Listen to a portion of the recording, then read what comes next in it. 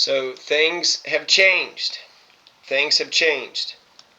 I've been looking at this screen the entire time, and there's 85 entries on this screen. Now this was through the pro se folks at the district court, and they have a service where I can email to the pro se folks, and then they would post it on here for me. And then they would, put that it's a motion or it's attachment or an exhibit, or they'll do the things that they think that I'm trying to do. They'll fit it into their legal framework, right? So it's just a change. We're doing a change since I'm in the appeals court now. I don't know what I can post here, because if I post something here, I would have to post it in both. I'd have to post one in the appeals court, and I'd have to post the other one in here. And so I was able to do the notice of appeal, and then they posted that, but then this, I guess it's separate. It's separate. So they both have Pacer. The Pacer account is now this screen. And then I'm going to have to post the stuff, on my own. Here I got this email here. We're not able to, nor have the jurisdiction to accept documents intended for other courts. Best, Office of the Clerk of the Court. Okay, who sent it? The whole office? The entire office? They had a meeting and all 50 clerks got together and sent it? No, they didn't. And so that sucks, because I had actually sent this brief. I sent this brief fucking 2 days ago. And now I'm just getting this email today, so, need to check my email more frequently. And it's saying that they couldn't do it. Sorry, we can't do it. Call this phone number if you want to figure out how to do it.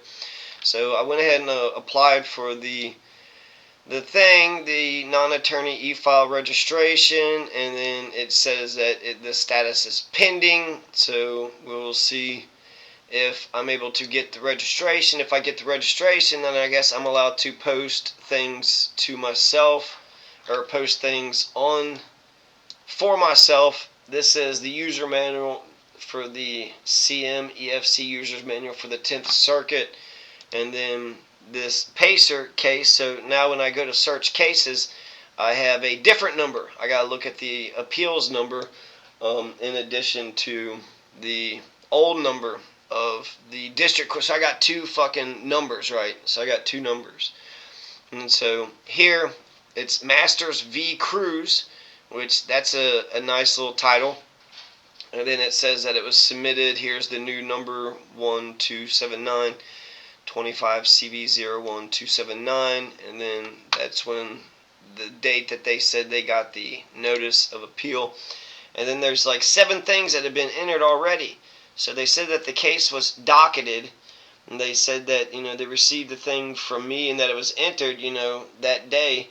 But then there's nothing else. Here they said that there's a memorandum that the guy had sent me, this memorandum, which I got it in the mail, but it was like a week ago. But I got to get it turned in, today.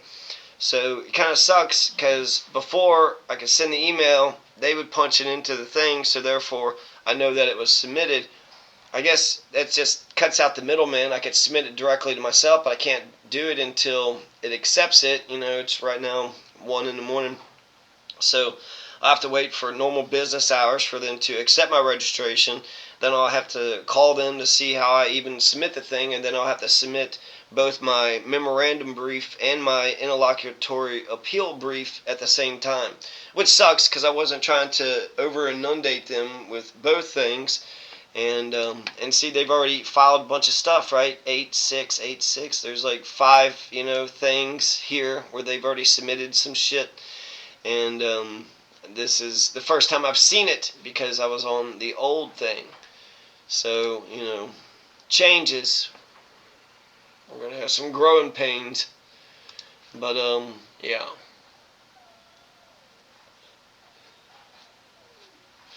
So anybody who's watching or paying attention, now my case number is 25-1279. It's in the appeals court, and this is in reference to the other case here, which is in the district court.